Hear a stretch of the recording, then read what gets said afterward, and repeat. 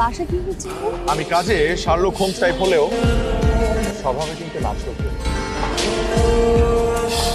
আপনি কি চাচ্ছেন বলেন? যদি সত্যি জানতে চান তাহলে বলবো আমার আপনাকে খুব প্রয়োজন।